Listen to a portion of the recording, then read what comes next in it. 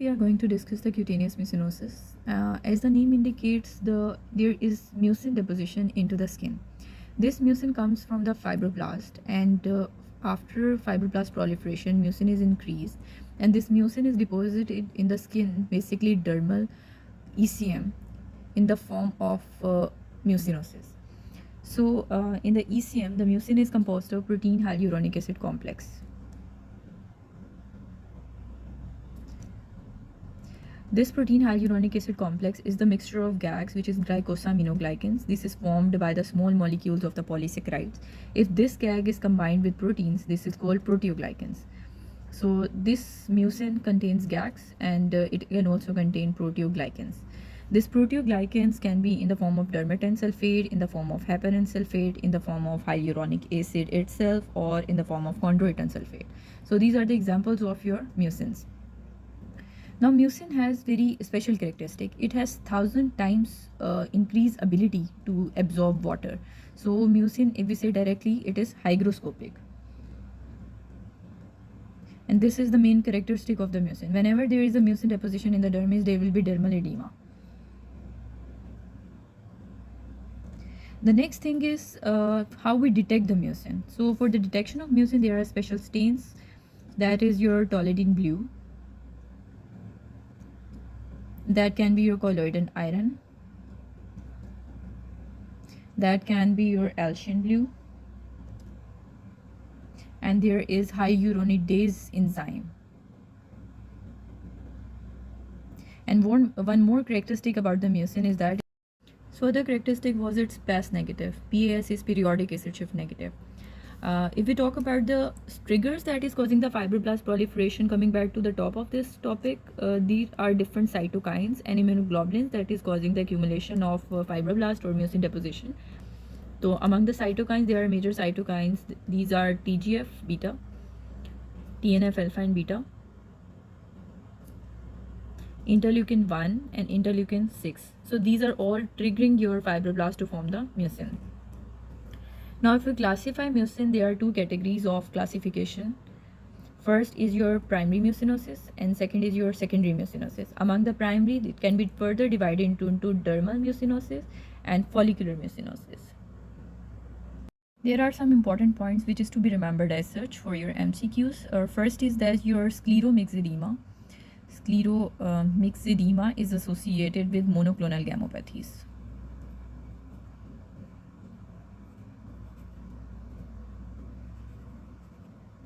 Second, your scleridema is associated with diabetes and infections. And scleridema, which is caused by your infections, is self-limiting, self-resolving.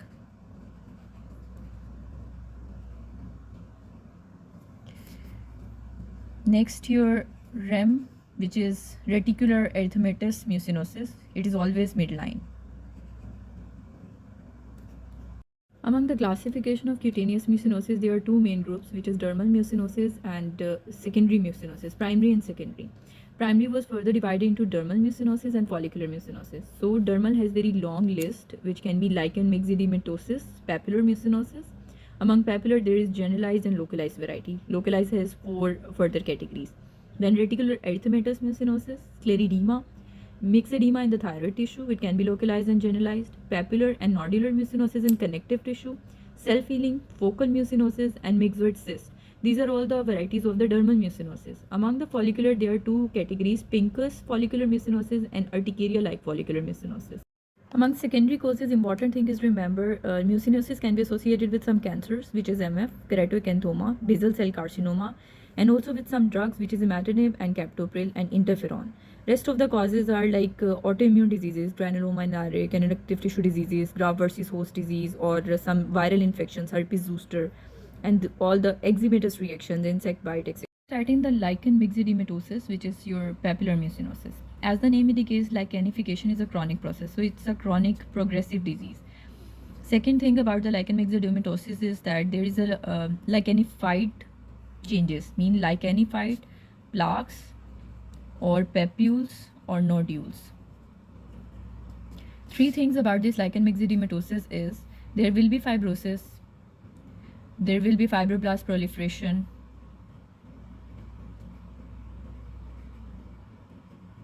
and there will be mucinosis, like mucin deposition in your upper and mid reticular dermis.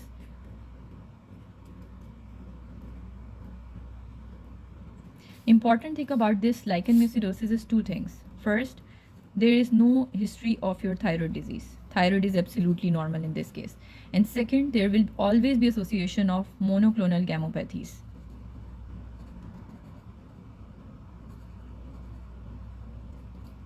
Now, if we talk about scleromyxedema, scleromyxedema is remembered by the mnemonic scleromyxedema itself, which is S for sclerotic variant of the lichen myxedematosus, and there will be Sharpie sign. Sharpie is basically wrinkling of the shoulder and back of your skin, like dogs, Chinese dogs, Sharpie dogs. C for cytokines, which are responsible for the accumulation of mucin interleukin 1, 6, TNF alpha beta, and TGF beta. L for leonine phases. E for expression, like expression is in the form of generalized papules, which is form waxy, closely grouped, dome-shaped, or flat-topped papules. Then R for rare, it is a rare disease in the case 30 and 80 years of age. Donut sign is present in this case, which is the elevation of the skin in the interphalangeal joint, proximal interphalangeal joint, and there is a central depression forming the donut shape. M for mucin dermal deposits, and the important thing is that there is mucosal lesion absent in this case. And the monoclonal paraproteinemia, which is pathogenic in this condition. Why you can remember as the Raynaud's. This is a rare finding, Raynaud's. Other finding of systemic sclerosis like calcinosis or the any nail capillary changes are absent in this scleromyxedema. X can be remembered as treatment, which is IV immunoglobulin first line, and thalidomide or steroid immunofixation second line, and third line is bortezomib or the stem cell transplantation. D stands for death. Death is due to dermatoneurofibroma syndrome. E for eyebrow and axillary hairs are sparse or absent, and epidermis is normal in this case. M for melphalan therapy, which can cause septic complications, and other name for this disease is Montgomery and Underwood disease. Another name is also Arndt-Gottron disease. It's autoimmune syndrome which is induced by the adjuvant. So there will be history of scleromyxedema formation by the breast implants, silicone breast implants.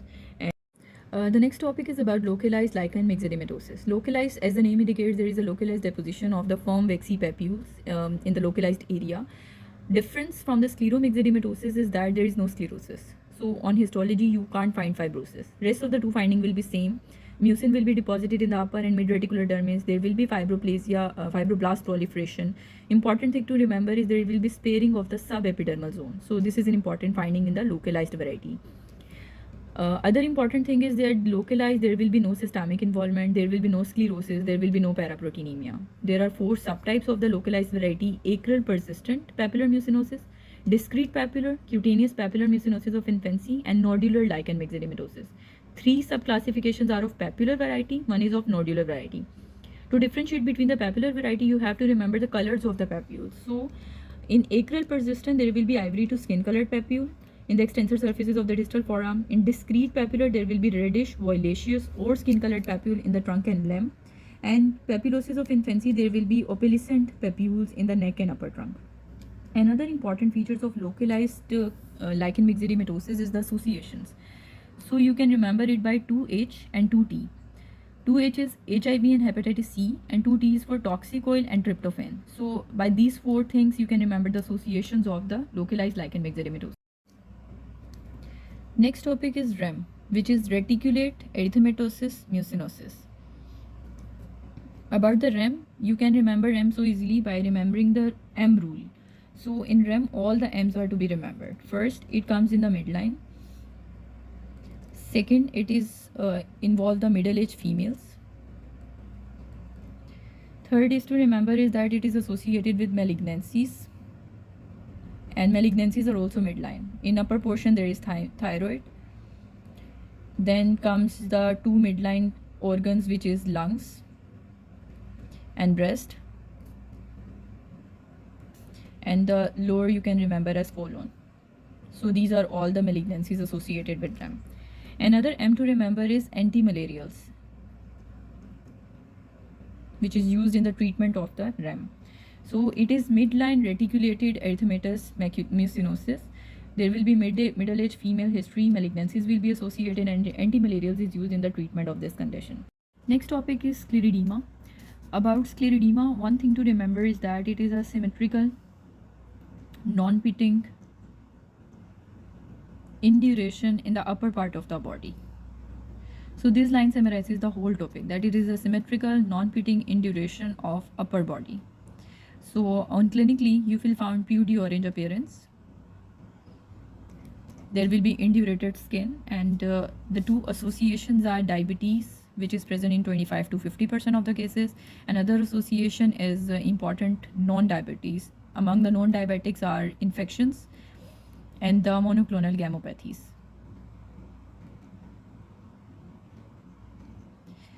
About infections, as discussed earlier, the important thing to remember is it's self-limiting and it resolves in about 6 months to 2 years. The other name for scleromyxedema is scleroderma adultorum of Buschke. So it's also called the Buschke disease. Next important thing in pathology is there is accumulation of type 1 collagen. There will be no fibrosis, there will be no fibroblast plasia, fibroblast proliferation. The only thing is mucin deposition. And among the treatment, scleroderma has different treatment. Its first line treatment is phototherapy, which is not in the case of scleromyxedema and other cases. First line treatment is phototherapy. The second line treatment is your electron beam radiotherapy and photopheresis, electron beam radiotherapy and photopheresis. And